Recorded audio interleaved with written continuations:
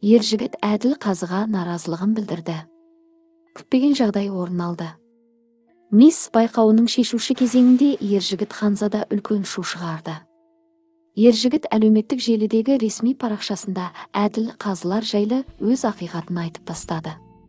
Еңліктің төмен ұпайына шыдай алмаған ер жігіт барлық әділ қазыларды кінәлады. Осылайықтың Ханзадасы атанған ер жігіт әділ қазыға Инстаграм арқылы наразылығын білдірді. Ән айтқан Сиви Махмудиге ер жігіт Ханзада ауыр айтты.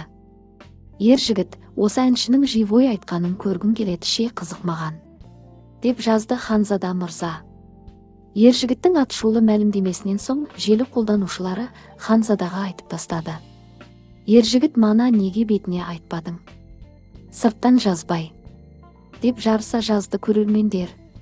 Еске салайық, атышулы мисс байқауының шешуші кезеңінде өнер көрсеткен еңліктің басы тағы да бәлеге қалған болатын. Сахнада ер жігіт Ханзада еңлікпен бірге өнер көрсетті. Басты көріністерде негізінен ер жігітке баса назар аударылды. Өнер сайысының бұл қыры әділ қазылар алқасына ұнамады.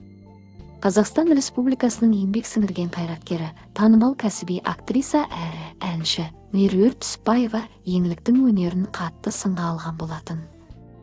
Тіпті мисс байқауына еңлік емес, ер жігіт қатысқанын жайып салды. Мисс қосылайық төңірегіндегі дау қатысушылар арасында ғана емес, көрермендер арасында да кеңінен қызу талқылануда. Әр қатысушының өз жанкүйерлері бар. Ал желілерде бұл жарыс әділ өтпеді деген наразылықтар бар. Желі қолданушылары жарыса жазды. Миссті ер жігітке беріңіздер. Сол сіз айтып отырған еркек қазақтың қыздарын қу түлкіге теңеп түсіргенін де ұмытпайық. Әділ қазылар өте әділсіз болды. Айнұр әділ қазылардың жақтап сөйлеп өзіне ұпай жинап алды.